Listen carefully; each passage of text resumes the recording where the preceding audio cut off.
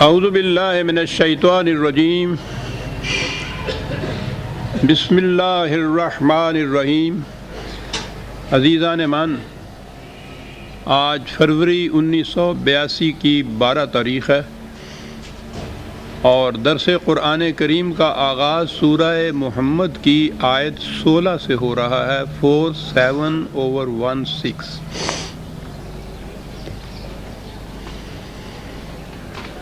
یہ حق اور باطل کی کشمکش کا ذکر چلا آ رہا تھا اور سارا قرآن ہے ہی اسی کشمکش کی داستان دل خراش۔ اس کشمکش میں مختلف مراحل آتے ہیں۔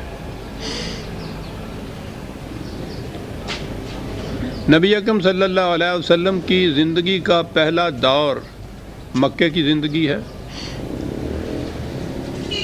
وہاں قریش کے ساتھ تصادم تھا۔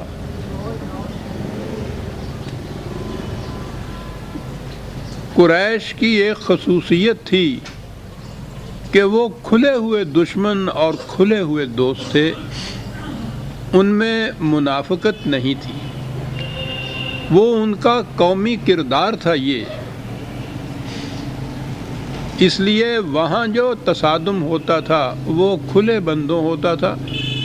اور پھر جب حضور ہجرت کر کے مدینہ تشریف لے آئے ہیں تو باقی زندگی میں بھی قریش کے ساتھ جو ٹکراؤ اور تصادمات ہوئے ہیں وہ میدان جنگ کے ہی تزاحمات تھے۔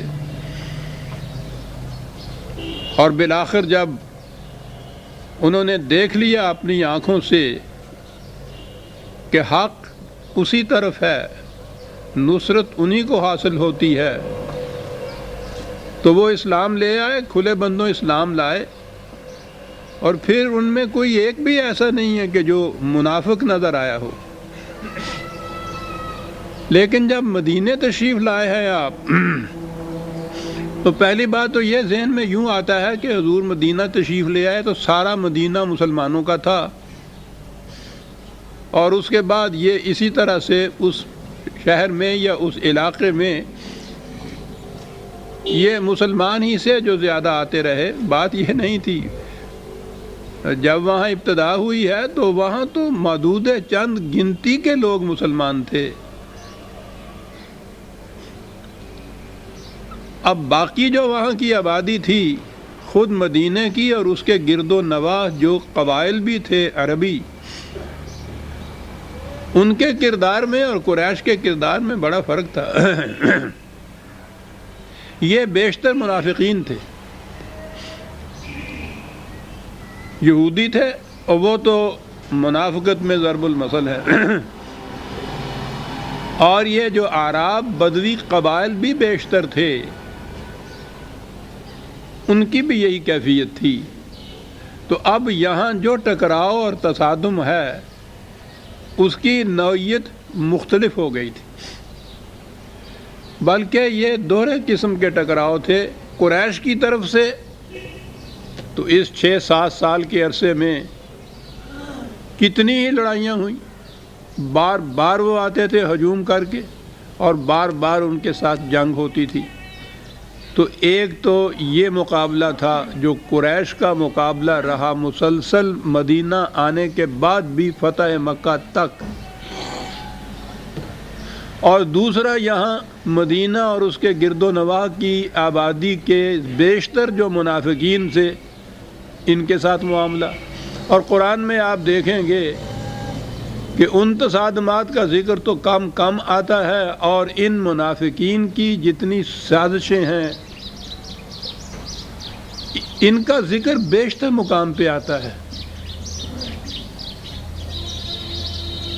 کہ اس قسم کی مخالفت بڑی ہی جگر گداز ہوتی ہے،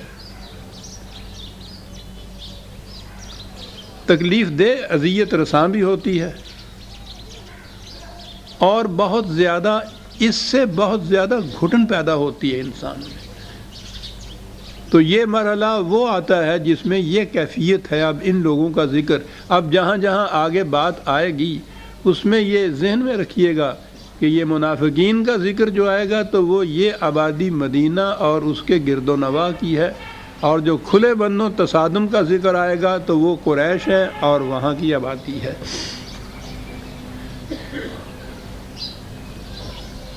پہلی آیت میں بات شروع ہوتی ہے وَمِنْهُمْ مَنْ يَسْتَمِعُ إِلَيْكَ، کہ رسول تمہاری محفل میں ایسے لوگ بھی آ جاتے ہیں کہ جو بظاہر نظر آتا ہے کہ بڑے غور و خوض سے سن رہے ہیں جو کچھ تو کہہ رہا ہے۔ حضور قرآن ہی سناتے تھے اور اسی کی تشریح فرماتے تھے۔ کہنے لگے لیکن کیفیت یہ ہے کہ وہ بیٹھے ہوئے تمہیں تک رہے ہوتے ہیں اور دھیان کہیں اور ہی ہوتا ہے، جس کا نتیجہ یہ ہے کہ حتیٰ اذا خرجوا من عندک قالوا للذین اوتوا العلم ماذا قال آنفا، محفل برخاست ہوتی ہے، باہر جاتے ہیں تو ان لوگوں سے کہ جنہوں نے سمجھ سوچ کے یہ سنا ہوتا ہے ان سے پوچھتے ہیں کہ یہ کیا کہہ رہا تھا۔ آپ اندازہ لگائیے اس ایک فکرے سے ساری نفسیاتی کیفیت چھلک کر باہر آ جاتی ہے۔ بات تو آگے قرآن نے یہ کہہ کے واضح کر دیا کہ اولئک الذین طبع اللہ علی قلوبہم واتبعوا الہویٰ، وہی اتباع کا لفظ دیکھیے آیا، یاد ہے آپ کو میں نے بتایا تھا کہ محکومیت، اطاعت اور اتباع میں کیا فرق ہے۔ جہاں بھی ہوا یا جذبات یا اپنی مفاد پرستیوں کا ذکر ہے وہاں اتباع کا لفظ قرآن آ رہا ہے۔ یہ باہر سے کہیں حکم نہیں دیا جاتا جس کی اطاعت ہوتی ہے، انسان کے اندر سے اس کے اپنے جذبات کا تقاضا ہوتا ہے جو کچھ یہ کرتے ہیں، اسی کو اتباع کہا جاتا ہے۔ تو کہا یہ مقصد ان کا نہ حق کو سمجھنا ہے، نہ حق کی پیروی کرنا ہے، نہ حق کو باطل میں کھلے بندوں کو تمیز و تخصیصی کرنا ہے، اپنے مفاد ہیں جن کے یہ پیچھے ہوتے ہیں۔ یہاں آ کے بھی بیٹھتے ہیں تو خیال تو ادھر ہی ہوتا ہے، اور بیٹھے ہوئے ہوتے ہیں تمہاری مجلس میں۔ وہ یہ دوسرے مقام پہ قرآن کریم نے دو لفظوں میں یہ بات واضح کی، اور پھر وہ عربی زبان کی وسعت بھی اس سے نظر آتی ہے۔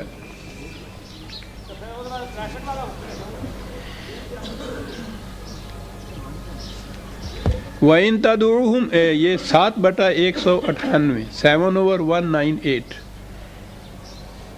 وَإِن تَدْعُوهُمْ إِلَى الْهُدَى لَا يَسْمَعُوا، جب تو انہیں سیدھے راستے کی طرف دعوت دیتا ہے کہ یہ راہ ہے سیدھا منزل پہ پہنچانے والا، تو یہ بات ہی نہیں سنتے۔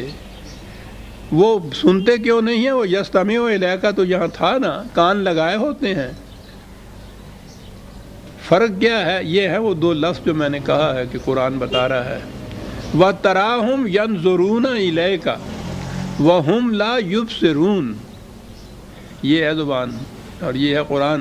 نظر اور بصر میں فرق کیا ہے قرآن نے۔ اب ہمارے ہاں تو یہ اس کا ترجمہ اس کے معنی دیکھنے سے ہی ہوگا، دیکھتے ہیں، نظر کے معنی بھی دیکھنا ہی ہوتا ہے، بصر کے معنی بھی دیکھنا ہی ہوتا ہے، بصارت تو بینائی کو ہی کہتے ہیں۔ لیکن یاد رکھیے جسے مرادفات کہتے ہیں نا، کہ ایک ہی معنی کے لیے دو لفظ، یہ عربی زبان میں یہ ہوتا ہی نہیں ہے، یہ تو زبان کا نقص ہے۔ ایک ہی معنی کے لیے دو لفظ کیوں؟ جہاں تک الفاظ کی تعداد کا تعلق ہے ان کے ہاں تو ایک ایک لفظ کے لیے سینکڑوں لفظ ہوتے ہیں، اونٹ کے لیے 600 لفظ ہیں غالباً، تلوار کے لیے 1000 لفظ ہیں غالباً۔ لیکن لفظ اور لفظ کے اندر شیڈ کا فرق ہوتا ہے، ان کے معانی میں بڑا ہی لطیف فرق ہوتا ہے۔ تو یہ نظر اور بصر جو ہے تو ہے تو دیکھنا ہی، لیکن دونوں میں فرق کیا ہے قرآن نے اور اس زبان نے۔ اور نظرہ تو وہ بولتے ہیں جہاں کوئی دوسرے کی طرف، جسے ہم کہتے ہیں وہ تک رہا ہے اس کی طرف، اور جو دیکھنا ہے، اب بصر وہ دیکھنا کہ جس میں خیالات بھی مجتمد ہو کے وہی ہوں، اور آنکھوں سے دیکھ رہا ہو اور خیالات ساتھ اس کے ہوں. یہ نہ ہو کہ خیال کہیں اور ہو، دیکھ کہیں اور رہا ہو. یہ جو کیفیت ہوگی کہ دیکھ رہا ہو کہیں اور، خیالات کہیں اور ہوں، یہ تو منافقت ہو جائے گی. اور بصر جو ہے، بصارت جسے آپ کہتے ہیں، وہ وہاں استعمال کریں گے جہاں نگاہ اور ذہن دونوں ایک نقطے پہ مرکوز ہوں. تو یہ وہ کیفیت ہوگی کہ جہاں فی الحقیقت کوئی دیکھ رہا ہوگا، سمجھ رہا ہوگا، اور وہ منافقت کی کیفیت ہوگی جہاں صرف نظرہ کی کیفیت ہوگی. کئی مقام پہ اور بھی یہ آیا ہے نظر اور بصر میں فرق جو ہے. تو یہ فرق ہے جو قرآن نے یہاں کیا.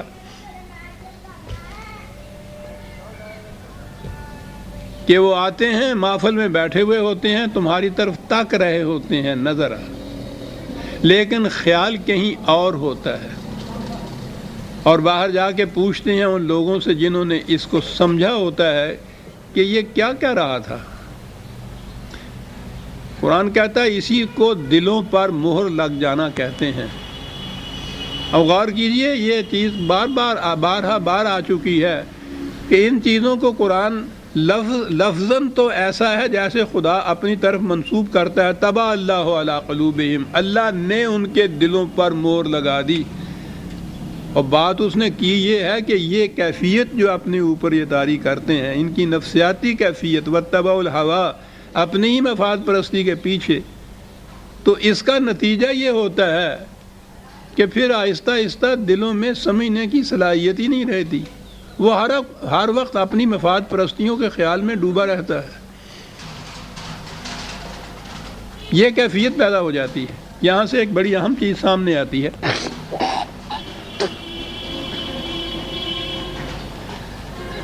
محفل میں بیٹھنا، قرآن کو سننا، اور سننے کے بعد کیفیت یہ ہونا کہ کچھ معلوم نہ ہونا کہ ہم نے کیا سنا ہے.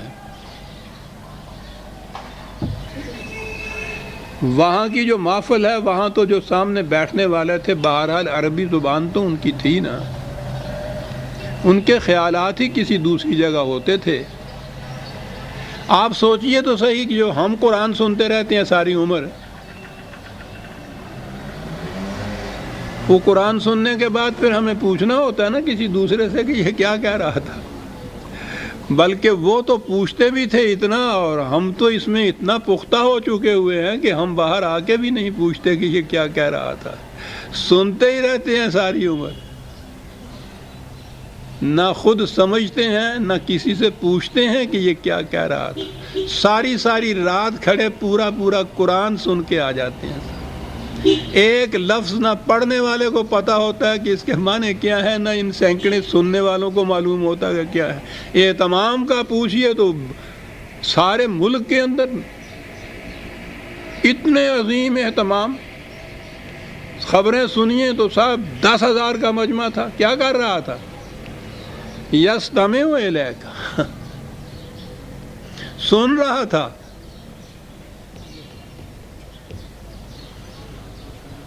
اور میں نے عرض کیا ہے کہ ان کے دل میں تو پھر بھی یہ کریت پیدا ہوتی تھی، چلیے باہر آ کے ہی صحیح کسی سے پوچھا تو صحیح کہ یہ کیا کہہ رہا تھا. ہمارے دلوں پہ تو مہر لگنے کی کیفیت ایسی ہے، سیلڈ ہو چکے ہیں.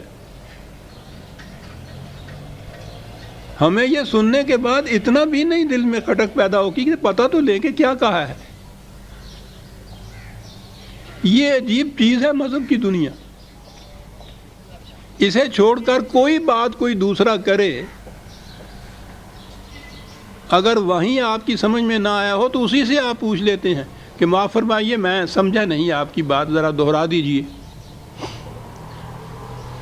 وہاں اگر نہیں موقع ملا ہے تو کوئی ساتھ ہے تو اس سے پوچھتے ہیں کہ صاحب میں نے بات اچھی طرح سمجھی نہیں، یہ کیا بات تھی.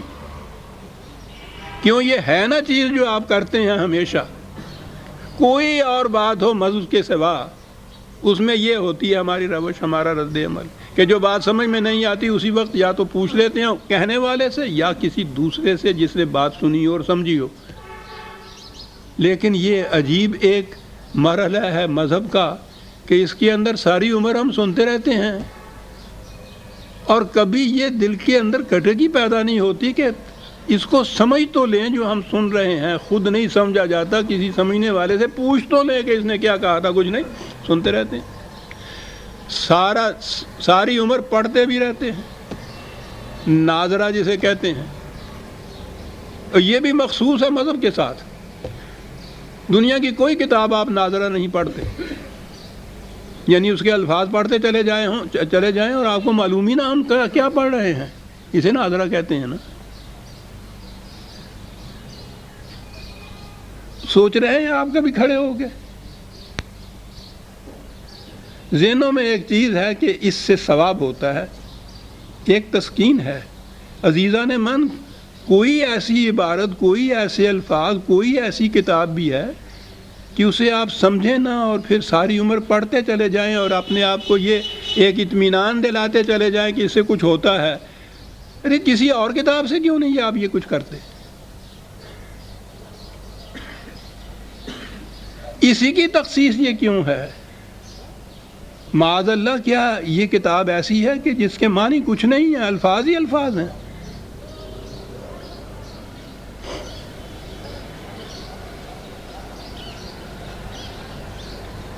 جتنی خدمت آپ دیکھ رہے ہیں اسلام کی ہو رہی ہے یا قرآن کے نام سے ہو رہی ہے, ساری اس طرح سے ہوتی ہے کہ اس کے الفاظ کس طرح دہرائے چلے جائیں بغیر سمجھے کے.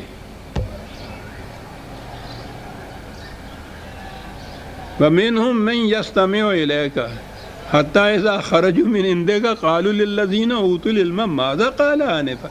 یعنی قرآن تو ان کو بھی مذموم قرار دیتا ہے, جھٹک دیتا ہے ان لوگوں کو, حالانکہ انہوں نے پوچھ تو لیا تھا باہر آ کر کہ کیا بات ہو رہی تھی, یہ کیا کہہ رہے تھے. سوچئے کہ ان کے مقابلے میں ہمارا میزان خداوندی میں ہمارا کیا وزن ہے, جو باہر آ کے بھی نہیں پوچھتے کبھی کہ کیا کہا تھا یہ ساری رات ہم نے کیا سنا ہے.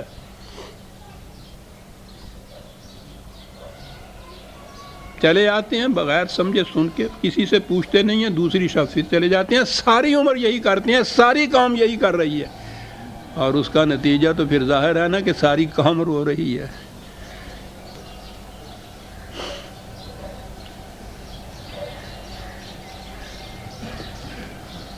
وَاتَّبَعُوا أَهْوَاءَهُمْ. قرآن نے بتا دیا کہ ایسی کیفیت کیوں ہوتی ہے. ابھی آگے چل کے یہ بتاتا ہے کہ کیوں نہیں سمجھنا چاہتے, یہ سمجھنا چاہتے نہیں ہیں. مفاد پہ زد پڑتی ہے سمجھنے سے. یوں تو بڑا سستا چھوٹتا ہے آدمی. اہتمام کر لیا مسجدوں میں, بہت میدانوں میں, ہالز کے اندر ان چیزوں کا. تراویحوں میں تو خاص طور پہ شبینے بھی ہوتے ہیں, اور روزانہ بھی قرآن کی جو تلاوت ہوتی ہے اس میں بھی یہ ہے. مدرسے کھلے ہوئے ہیں کاہے کے لیے؟ وہ قرأت کے لیے, تجوید کے لیے, یعنی الفاظ کیسے ادا کیے جائیں قرآن کے, معانی اور مفہوم کے لیے نہیں. اور یہ میں جہلا کی مجلسوں کا ذکر نہیں کر رہا عزیزان مان. آپ کے ہاں جو دارالعلوم ہیں, ایک تو مکتب ہوتا ہے نا جو پرائمری اسکول جیسے یا مڈل اسکول تک یا ہائی اسکول تک, وہ سمجھ لیجئے کہ مکتب. دارالعلوم ہوتا ہے کالج کی, یونیورسٹی کی سٹیج جو ہے. اس سٹیج کے بھی آپ کے ہاں کے جو مذہبی دارالعلوم ہیں ان کے اندر 18 علوم پڑھائے جاتے ہیں. 7 سال کا 9 سال کا قریباً کورس ہوتا ہے. ان 18 علوم میں قرآن نہیں ہوتا.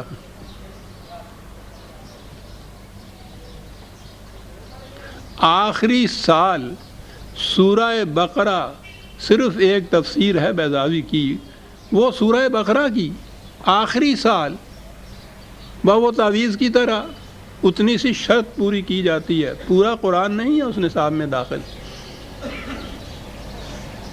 پھر سند مل جاتی ہے اس کے بعد عالم ہونے کی. تو قرآن کی تو ضرورت ہی نہیں ہے۔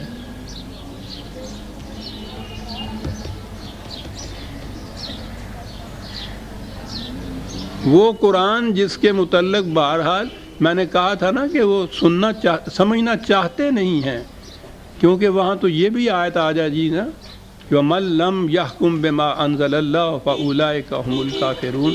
کافر اور مسلم میں فرق یہ ہے کہ جو خدا کی کتاب کے مطابق فیصلے کرتے ہیں وہ مسلم ہوتے ہیں، جو ایسا نہیں کرتے وہ کافر ہوتے ہیں۔ کیوں سمجھیں اسے؟ اس کے سمجھنے سے تو بہت بڑی ذمہ داری عائد ہو جاتی ہے۔ بلا سمجھ کے پڑھنے سے ثواب ملتا ہے، اور سمجھ کے پڑھنے سے تو سب کچھ الٹ جاتا ہے۔ ہر معاملے کا فیصلہ خدا کی کتاب کے مطابق، وَاتَّبَعُوا أَهْوَاءَهُمْ، تو بات پھر نہیں رہتی نا کہ اپنی مفاد پرستیوں کا اتباع کرتے ہیں۔ قرآن تو ایسا پھر نہیں کرنے دے گا نا، وہ تو خدا کے احکام کی ہی اطاعت چاہے گا۔ تو یوں بڑا سستا چھوٹتا ہے آدمی۔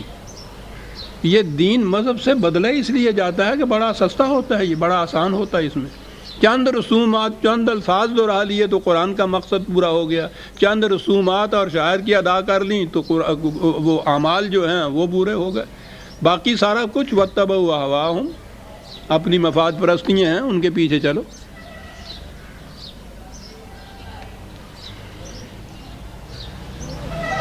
ان کے مقابلے میں دوسرے وہ لوگ ہیں، وَالَّذِينَ اهْتَدَوْا زَادَهُمْ هُدًى وَآتَاهُمْ تَقْوَاهُمْ۔ کیا بات ہے! آپ کو یاد ہے کہ میں نے 2-3 درس پہلے خدا کی نصرت کے متعلق یہ بات کہی تھی، وہ پورا درس ہی اسی نقطے کے پہ رہا کہ انیشیٹو جو ہے، پہل جو کرنا ہے وہ انسان کے لیے ہے، اور خدا اس کے پیچھے چلتا ہے۔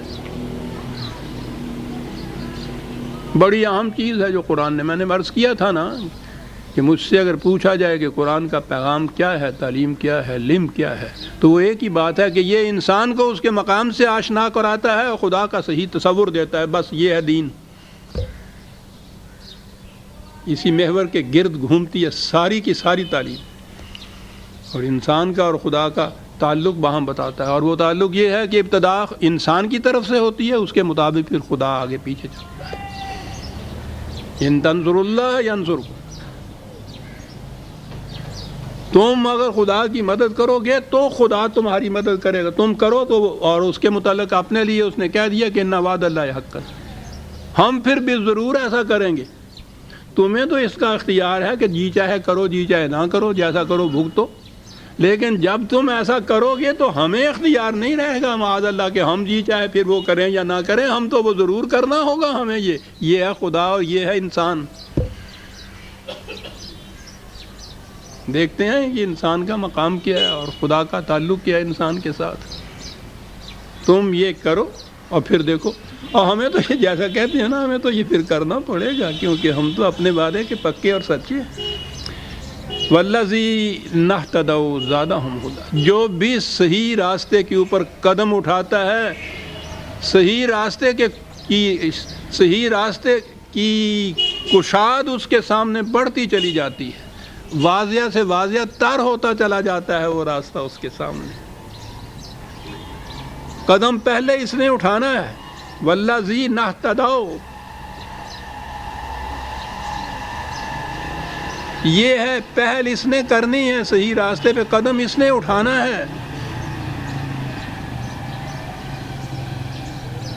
خدا تو ایک طرف رہا، اس نے تو پہلے ہی کہہ دیا کہ تم کرو گے ایسا تو پھر ہم کچھ کریں گے۔ وہ تو اپنے رسول سے کہتا ہے کہ تم بھی اسے ہدایت کے صحیح راستے پہ چلا نہیں سکتے، جسے تم کتنا ہی کیوں نہ چاہو کہ وہ صحیح راستے پہ چلے، تم صرف راستہ بتا سکتے ہو، اس کو چلا نہیں سکتے راستے پہ۔ کیا فرق ہے؟ چلنا تو انسان نے خود ہی ہے۔ یہاں بھی انیشیٹو خود انسان کے ہاتھ میں ہے کہ صحیح راستے کے اوپر قدم اٹھاؤ۔ صحیح راستے کی فراخیاں اور کشادگیاں دیکھو کتنی پھیلتی چلی جاتی ہیں، وسعتیں اس کے سامنے تمہارے آتے چلے جاتے ہیں۔ یہ ہے زادہم ہدی، اور اس کے بعد اس کا نتیجہ وآتاہم تقواہم، معاملات کے سمجھنے کی، قرآن کی روح سے فیصلہ کرنے کی صلاحیت جو ہے وہ بڑھتی چلی جاتی ہے۔ اس سے ہوتا یہ ہے یہ ہم تقوی کے معنی پرہیزگاری صرف کر لیتے ہیں اور بات سمجھ میں نہیں آتی۔ تقوی ہوتا ہے کسی خطرناک چیز سے محفوظ رہنے کا احساس اور اندیشہ، حفاظت، غلط کاموں کے نقصان دہ نتائج کا احساس، یہ پیدا ہوتا چلا جاتا ہے۔ کہا یہ سارا کچھ ہم ان کو سمجھا رہے ہیں لیکن اس کے باوجود صحیح راستے پہ نہیں آتے۔ فَهَلْ يَنظُرُونَ إِلَّا السَّاعَةَ أَن تَأْتِيَهُمْ بَغْتَةً فَقَدْ جَاءَ أَشْرَاطُهَا فَأَنَّىٰ لَهُمْ إِذَا جَاءَتْهُمْ ذِكْرَاهُمْ۔ کہا اس کے بعد اب پھر بھی جو نہیں صحیح راستے پہ چلتے تو کیا یہ اس تباہی کو اپنی آنکھوں سے دیکھنا چاہتے ہیں کہ جو ان کے ان اعمال اور اس روش کا لازمی نتیجہ ہے؟ میں نے عرض کیا ہے نا کہ قرآن بتاتا یہ ہے کہ قومیں غلط راستہ اختیار کرتی ہیں تو بتدریج آہستہ آہستہ وہ تباہی کے آخری مقام تک پہنچتی ہیں۔ پہلے یہ دن وہ ہلاک نہیں کر دی جاتی، بڑا لمبا عرصہ ہوتا ہے یہ مہلت کا عرصہ۔ وہ کہتا ہے کہ معاملہ تو ان کا یہاں تک آ گیا ہے کہ اس آنے والی تباہی کی علامات اور نشانیاں ان کے سامنے آ چکی ہیں، یہ ان سے بھی عبرت حاصل نہیں کرتے، تو کیا یہ اب چاہتے ہیں کہ وہ ہلاکت ان کے سر پہ مسلط ہو جائے تو پھر ہی یہ کچھ سمجھیں؟ تو کہا کہ پھر اس وقت کا سمجھنا تو کوئی کام نہیں دیا کرتا۔ جب ہارٹ فیل ہو جاتا ہے تو کوئی دوائی اثر انگیز نہیں ہوتی، پھر وہ تو دھڑکتے ہوئے دل کے تک ہے اس کا علاج، اس کے بعد نہیں ہے۔ علامتیں اس کی ہارٹ فیلیور کی پہلے آ جاتی ہیں، اسی لیے وہ پہلا حملہ ہوتا ہے تو وہ ڈاکٹر کہہ دیتا ہے کہ یاد رکھیے یہ وارننگ دی ہے فطرت نے تمہیں، اگر یہ چیزیں اس کے بعد نگاہ برداشت کرو گے، حفاظت کرو گے، تقوی اختیار کرو گے تو پھر بچ جاؤ گے، اور اگر نہیں تو پھر یہ چیز اس کے بعد اگر حملہ ہو گیا تو پھر نہیں بچ سکتے۔ یہ ہے جو قوموں کی ہلاکت اور زندگی کے متعلق بھی یہی قانون ہے کہ وارننگ ہوتی ہے، علامات آتی ہیں، کہا جاتا ہے کہ اب بھی وقت ہے کہ بچ جاؤ، لیکن جب وہ ہلاکت مسلط ہو جاتی ہے تو دنیا کی تاریخ بتاتی ہے صاحب، بڑی بڑی عظیم القدر قومیں جو ہیں ان کے کھنڈرات باقی رہ چکے ہوئے، پھر کچھ کام نہیں دیتا۔ اور کہا کہ یاد رکھو بات ایک ہی ہے جو ہم کہہ رہے ہیں، اور وہ یہ ہے کہ فَاعْلَمْ أَنَّهُ لَا إِلَٰهَ إِلَّا اللَّهُ، ایک ہی حقیقت ہے جس کا اعادہ کیا جا رہا ہے، ایک ہی پیغام ہے جسے بار بار دیا جا رہا ہے، ایک ہی روش ہے جو اختیار کرنے کے لیے کہا جا رہا ہے، اور وہ یہ کہ دنیا میں حق کے حکومت کسی کو حاصل نہیں ہے سوائے خدا کی۔ یہ ہے عزیزان من لا الہ الا اللہ کے معنی، یہ معنی تھے دین میں جب وہ بات سمجھتے تھے۔ مذہب میں الہ کے معنی کر لیے معبود، کسی کی پرستش جائز نہیں خدا کے سوا، بڑا آسان ہو گیا۔ کسی کی محکومیت جائز نہیں خدا کے سوا، بے حد مشکل معاملہ ہو گیا صاحب۔ ہر انسان کے سامنے یہ کہنا کہ میں تمہارا حق حکومت مانتا ہی نہیں ہے، مانتا ہی نہیں۔ عزیزان من پوچھو نہیں کہ وہ فرعون کی طرح کیسے گرجتا ہے اس ساحرین کے سامنے کہ ہیں میری موجودگی میں یہ کہہ رہے ہو تم؟ پھر فرعون کرتا ہے وہ بھی آپ کو معلوم ہے نا، جو اس نے کہا تھا ٹنگوا دوں گا صلیب کے اوپر، کاٹ دوں گا ایک ایک عضو تمہارا میرے سامنے، اور یہ کہتے ہو کہ مجھے حق حکومت حاصل نہیں ہے۔ یہ کہنا اور پھر عملاً یہ کرنا، یہ تھا دین، اور پرستش سیدھی سی بات کہ خدا کے ساتھ کسی اور کو نہیں ملاتے۔ کوئی مذہب والا بھی اپنے معبود کے ساتھ کسی اور کو نہیں ملاتا۔ الگ بات ہے کہ کسی نے کوئی چن رکھے ہوتے ہیں، کسی نے تثلیث ہی صحیح، کسی نے اتنے ہی صحیح، جتنے انہوں نے اپنے لیے اختیار کر رکھے ہوتے ہیں معبود، ان میں تو پھر کچھ اور نہیں ملاتے۔ یہاں کہا جاتا ہے کہ خدا کی پرستش کرو، محض ایک ذہنی چیز ہے نا، صرف خدا کی محکومیت اختیار کرو، ایک عملی چیز آ گئی۔ اور پھر یہ پتہ بھی چل گیا کہ یہ ہو رہا ہے یا نہیں.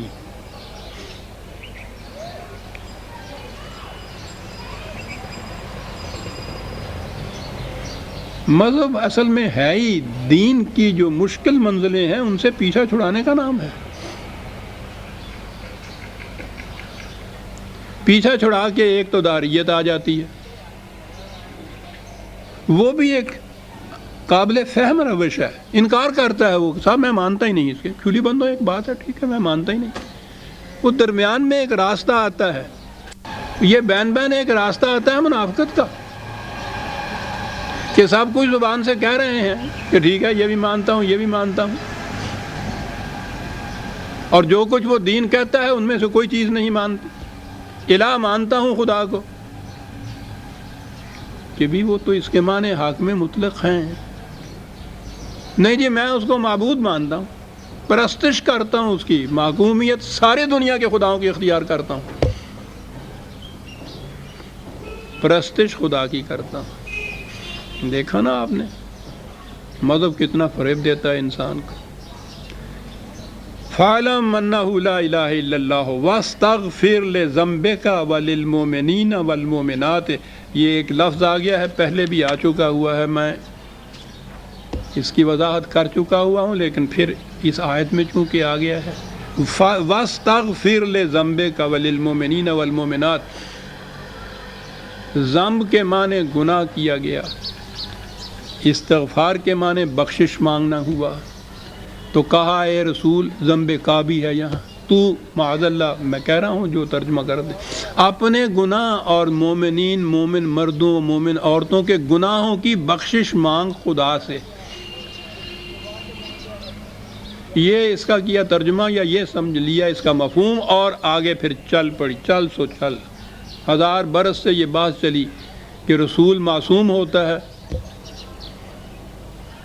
معصوم ہوتا ہے تو پھر یہ جو گناہ کہا ہے قرآن نے لذنب کا، یہاں بھی کہا ہے اور ایک دو مقام بھی ہیں کہ رسول سے کہا ہے کہ تو اپنے گناہوں کی معافی مانگ خدا سے، بخشش مانگ خدا سے، اور پھر اس کے ساتھ یہ ہے کہ وہ معصوم بھی ہوتا ہے. دھنتے چلے آ رہے ہیں 1000 برس سے. معصیت نہیں ہے ذنب جو ہے عزیزان مان، وہ معصیت ہے جس کا مرتکب رسول نہیں ہوتا. اگرچہ وہ کہتا یہ ہے کہ اگر میں بھی معصیت کا ارتکاب کروں تو خدا کی گرفت سے میں بھی نہیں بچ سکتا، اگر میں کروں تو ہے. وہ معصیت ہے حکم خداوندی کی، حکم عدولی سرکشی مدن اس کے متعلق اس کے خلاف کرنا. رسول یہ نہیں کرتا. ذم میں نے سمجھایا ہوا ہے، اب زیادہ تفصیل میں نہیں جانا چاہتا. اس کے معنی بنیادی معنی اگر لے لیے جائیں نا جس میں یہ عرب استعمال کرتے تھے اس چیز کو، تو بات سمجھ میں آتی ہے کہ کہاں لے جاتا ہے قرآن. ذنب ہوتا ہے وہ دم جو کسی مویشی کے پیچھے ساتھ اس کے لگی ہوئی ہوتی ہے. ہوتا کیا ہے اس دم میں؟ چپکی ہوئی ہوتی ہے، جہاں جائے ساتھ وہ چلی جا رہی ہوتی ہے. کسی کے پیچھے ایسی چیز کا چپک جانا اور ایسا اس کے ساتھ چپکائے رکھنا اس کو پیچھے پیچھے جا کے کہ چھوٹ ہی نہ سکے، یہ ہے وہ غلط الزام تراشیاں، تہمتیں لگائی جائیں اور پبلسٹی ان کی مسلسل کی جائے، جہاں جائے اس کے پیچھے وہ چپکا دیا جائے. میں نے کہا نا یہ منافقین کی زندگی تھی اس قسم کی. یہ قریش یہ نہیں کرتے تھے، یہاں آ کے یہ صورت تھی، پھر طرح طرح کے الزامات تراشتے تھے. اور میں سمجھتا ہوں میدان جنگ کی تلوار وہ اذیت نہیں پہنچاتی جو غلط الزام اور تہمت اور پھر ان کی اس طرح سے پبلسٹی جو ہے وہ تو زندگی اجیرن کر دیتی ہے، جینا حرام کر دیتی ہے انسان کے اوپر. قرآن میں یہ چیزیں رسول اللہ کے متعلق یہ ہیں کہ یہ جو تھے منافقین کیا کیا کس کس قسم کی الزام تراشیاں کرتے تھے.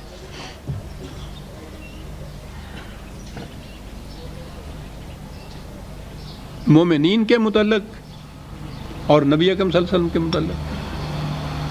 تو ایک تو یہ، اور استغفار کے معنی بخشش مانگ نہیں. تم ایسا کرو اس کے معنی ہوتا ہے کسی چیز سے حفاظت کے سامان طلب کر لینا. تم اس کے برعکس ایسا کرو کہ جس سے خود بخود تمہاری بریت ہو جائے. جو الزام لگاتے ہیں اس کے خلاف اس قسم کی روش اختیار کرو، اس قسم کے اعمال اختیار کرو، اس قسم کی اپنی سیرت ایسی بناؤ کہ لوگوں کی نگاہوں میں آ جائے کہ جھوٹ بولتے ہیں. یہ ہے استغفار. وہ جو قرآن نے کہا ہے کہ ان الحسنات یذہبن السیئات، لغزش کہیں ہوتی ہے تو اس کا ازالے کا طریقہ یہ ہے کہ اس سے کہیں زیادہ بہتر اچھا کام کرو. کوئی کہتا ہے کہ یہ بڑا بخیل ہے، اس کا علاج یہ ہے کہ تم اس قدر خیرات کرو کہ دنیا میں ڈنکا بج جائے تمہاری سخاوت کا، خود بخود وہ الزام دھل جائے گا، اس سے مغفرت حاصل ہو جائے گی. ذنب ایک تو اس چیز کو کہتے تھے. دوسری ایک اور چیز بھی تھی. خدا کی طرف سے احکام آتے تھے، ان احکام کو ایگزیکیوٹ کرنا، عملاً نافذ کرنا، اس کے مطابق جماعت کو تیار کرنا، پھر اس کے مطابق آگے عمل کرنا، یہ رسول کا فریضہ تھا سب سے پہلے. یہ ایسا کچھ کرنے میں بعض اوقات کچھ تدبیری غلطیاں ہو جاتی ہیں انسان سے. تدبیری جنگ کے میدان میں بھی بعض اوقات ہوتا ہے. سپہ سالار سے کوئی تدبیری صاحب ہو جاتا ہے، اس سے کچھ نقصان بھی پہنچتا ہے. اس کے بعد اس نقصان کا ازالہ جو ہے فوراً دوسری تدبیر اختیار کی جائے جو اس کا ازالہ بھی کر دے اور فائدہ بھی پہنچا دے. ایک تو یہ ذہن میں رکھیے کہ رسول نبی یا حضور نبی اکرم صلی اللہ علیہ وسلم نبوت کے اعتبار سے تو خدا کی طرف سے وحی آتی تھی، اس میں تو سوال شائبہ تک بھی نہیں ہے کسی غلطی کا، کسی صاحب کا، کسی سکم کا. لیکن عملی دنیا میں جب اس کو رائج یا نافذ کرنا ہوگا تو پھر تو یہ زندگی کے وسائل اسباب جو دنیا کے ہیں انہیں اختیار کرنا ہوگا، اس جماعت سے ہی کام لینا ہوگا. اس میں بعض اوقات بعض صحابی ہو جائیں گے کہ نہیں اسلام یوں کرنا چاہیے تھا. یہ کوئی بات معصیت کی نہیں ہے، یہ کوئی گناہ نہیں ہے جسے آپ کہیں گے. ہوتا رہتا ہے، ہوا دوسری بات احساس ہو گیا، اس کا ازالہ کر لیا. ذنب کے یہ معنی بھی ہوتے ہیں. اس ہونے کے بعد پھر جو اس سے نقصان پہنچا ہے اس کا ازالہ کر دیا جائے، اس سے حفاظت کا سامان معلوم کر. اور یہ کون سا وقت تھا جب یہ چیزیں زیادہ ہو رہی تھیں؟ واللہ یعلم متقلبکم ومثواکم. مدینے مکے سے ہجرت کر کے مدینے آنا کتنا بڑا مرحلہ تھا عزیزان میں. اس زمانے میں جب کہ سامان وصل و رسائل کی اتنی فراوانی ہے، انتظامات اتنے وسیع ہیں، اب بھی جن لوگوں کو اپنے ملک سے کہیں دوسری جگہ آنا پڑتا ہے حالانکہ بڑے انتظامات ہوتے ہیں، سوچئے کہ کس قدر اس کو اذیتیں، کس قدر تکالیف، کس قدر مصیبتوں کا سامنا ہوتا ہے. پھر اس کے اندر جتنے انتظامات کرنے ہوتے ہیں اس میں کئی کمیاں رہ جاتی ہیں، کئی سکم رہ جاتے ہیں. یہ ہے وہ مرحلہ متقلب اور مثوا، جہاں سے تم نے چلنا ہے، آنا جانا جس کو کہتے ہیں وہ، اور جہاں آخر میں جا کے جو تمہاری منزل مقصود ہے، جہاں جا کے ٹھہرنا ہے تم نے، وہ ہمارے سامنے ہے. تو یہ زندگی ہے مکے سے ہجرت کی، مدینے میں آ کے نئی جگہ قیام کرنے کی. تو ان کے اندر تو کئی تدبیری اسکام رہ جائیں گے عزیزان مان، اس کا ازالہ کیا جائے. یہ نہ جرم ہے، نہ گناہ ہے، نہ کوئی غلطی ہے، کچھ نہیں. لیکن یہ ضرور ہے کہ جو ایسے ہو جائے اس کا ازالہ فوراً کر لیا جائے. اب پھر درمیان میں یہ حصہ آیا اور اس کے بعد پھر آگے اسی موضوع کی طرف. اب یہ مدینے کی زندگی ہے کہ جہاں یہاں پہنچنے کے بعد قریش کو اطمینان سے بیٹھ جانا چاہیے تھا کہ اب وہ اگر وہاں ان کو کوئی خطرہ تھا ان مسلمانوں سے، اس جماعت مومنین سے، تو وہ تو ٹل گیا. وہ وطن چھوڑ کے دوسری جگہ چلے گئے، انہوں نے کوئی واسطہ نہیں رکھا پھر مکہ سے. لیکن نہیں، آپ دیکھیں گے کہ جتنی جنگیں قریش کے ساتھ ہوئی ہیں، فتح مکہ کے زمانے میں تو حضور وہاں گئے ہیں، اور وہ بھی اس سے جو 2 برس پہلا صلح حدیبیہ میں جس طرح سے واپس آنا پڑا تھا اس کے بعد گئے، ورنہ ساری جنگیں ایسی ہیں جہاں انہوں نے حملہ کیا ہے۔ تو مدینے میں آ کے پہلی دفعہ اجازت دی گئی ہے جنگ کرنے کی، اسے ذہن میں رکھیے گا۔ عام طور پہ یہ سوال کیا جاتا ہے جناب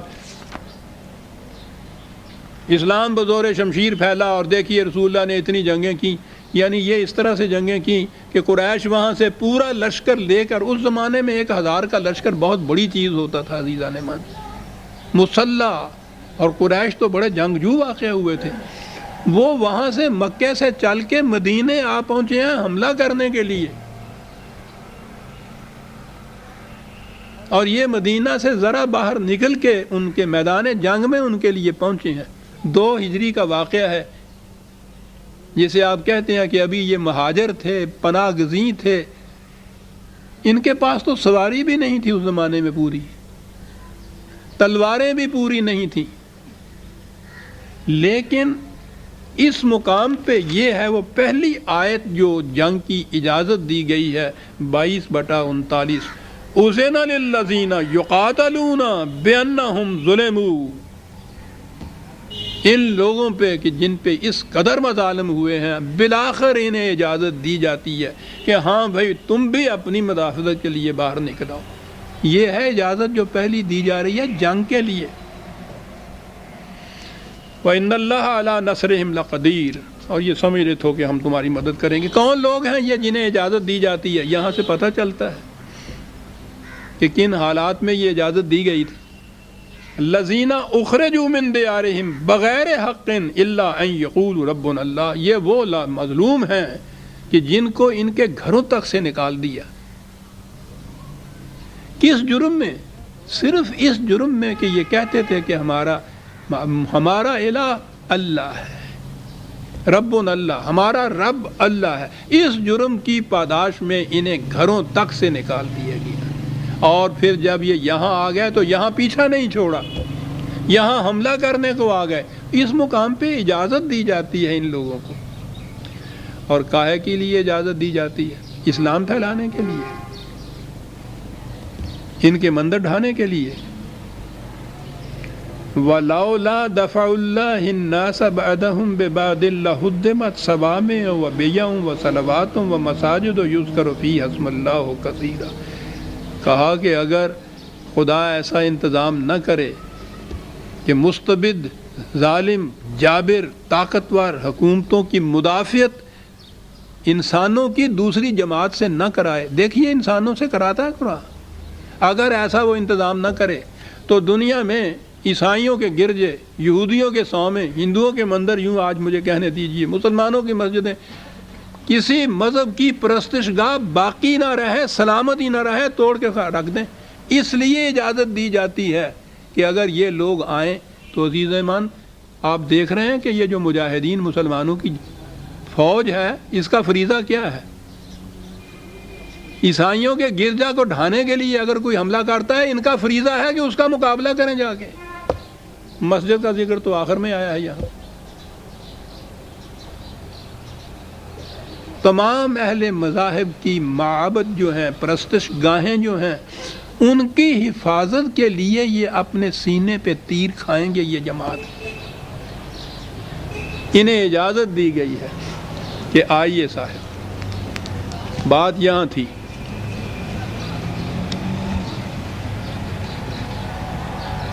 یہ آیت نازل ہوئی وَيَقُولُ الَّذِينَ آمَنُوا لَوْلَا نُزِّلَتْ سُورَةٌ،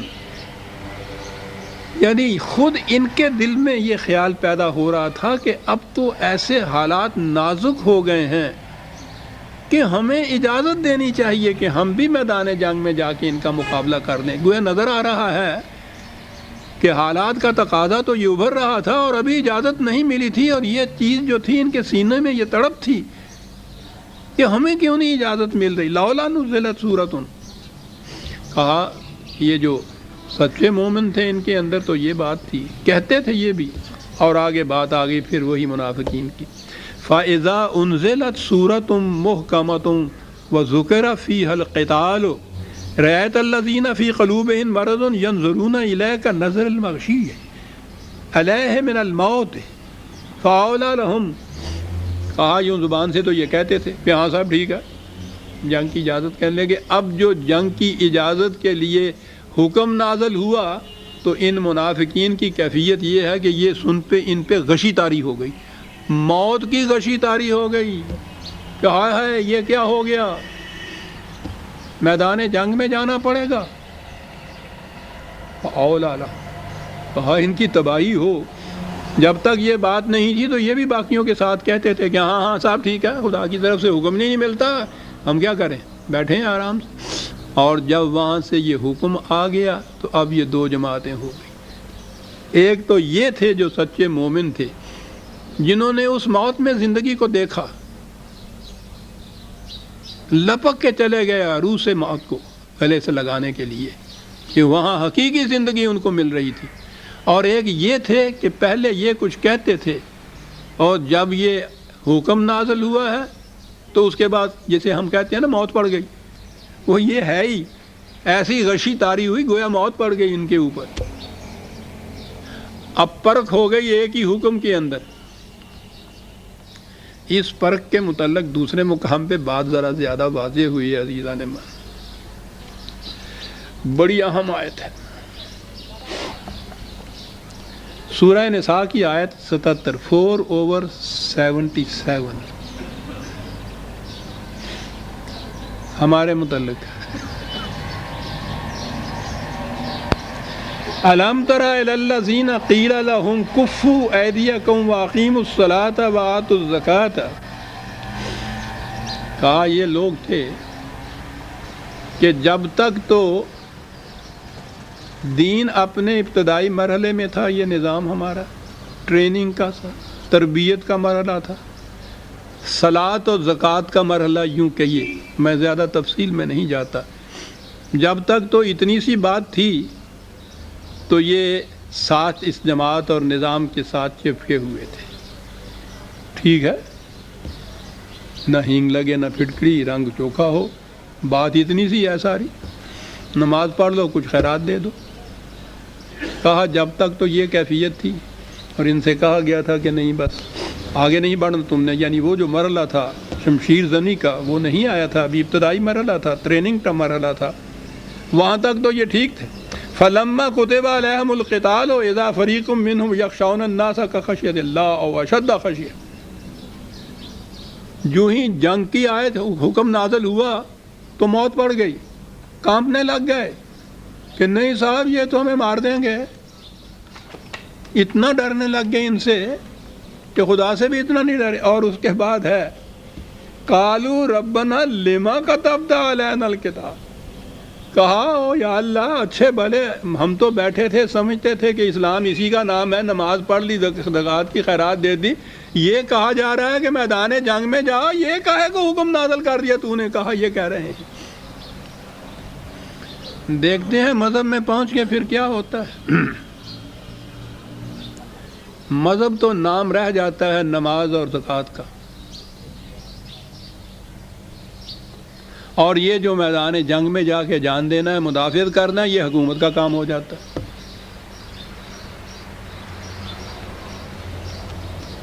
اگرچہ یہاں ہمارے ہاں نہ وہ نظام تھا اسلام کا نہ وہ چیز تھی, لیکن بہرحال جنگ تو ہوتی تھی. 65 کی جنگ جو ہوئی ہے ہمارے ہاں وہ اس مقام تک آ چکے تھے جسے کہیے کہ ان کے بوٹوں کی آہٹ یہاں سنائی دیتی تھی لاہور والوں کو, اس مقام تک وہ آ چکے ہوئے تھے. ٹھیک ہے مملکت کی فوجیں تھیں وہ تو گئیں. اس سارے مارکے میں آپ نے دیکھا کوئی مولوی صاحب وہاں جا کے میدان جنگ میں شریک ہوئے تھے, کوٹھے پہ چڑھ کے اذانیں دینے لگ گئے تھے.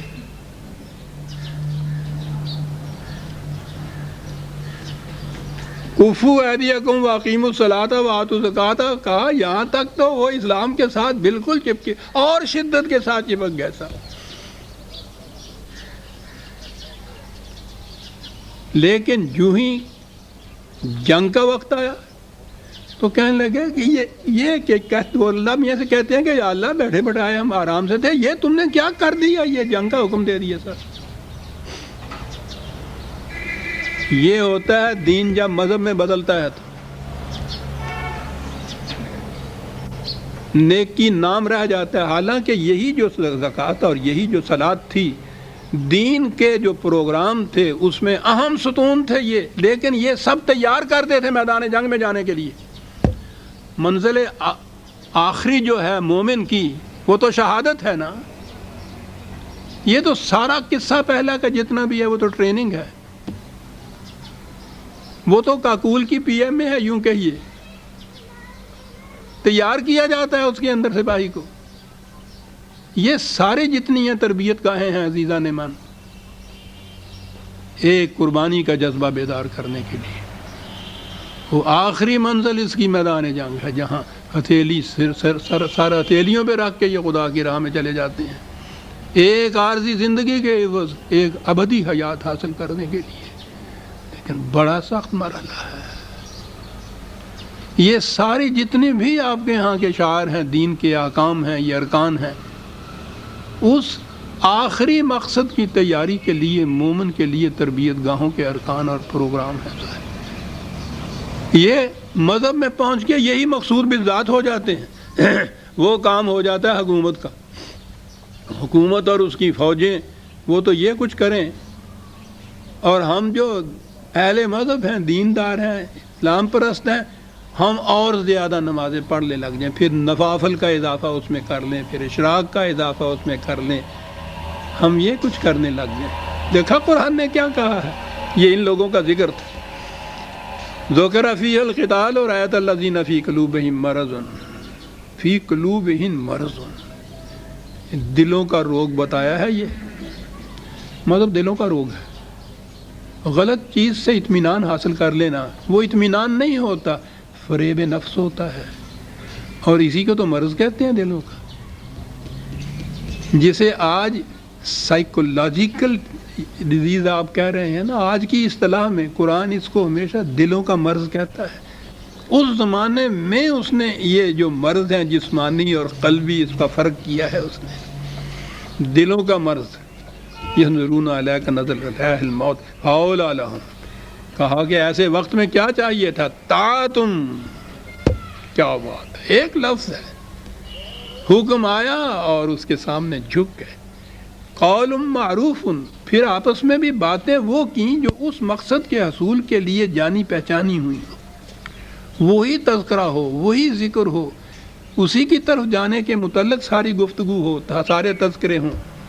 فَإِذَا عَزَمَ الْأَمْرُ فَلَوْ صَدَقَ اللَّهُ لَكَانَ خَيْرًا لَهُمْ، تو پھر جب معاملہ پختہ ہو جائے، طے ہو جائے بات کہ ہاں اب میدان جنگ میں جانا ہے، تو اس کے بعد جو خدا نے کہا ہے یا جو تم نے وعدہ کیا تھا، جس کا دعویٰ کرتے تھے تم ایمان کا، اس کی صداقت اپنے عمل سے پیش کر دینا، یہ ہے نیکی، خیر لہم، نیکی اس کو کہیں گے۔ پھر اس کے بعد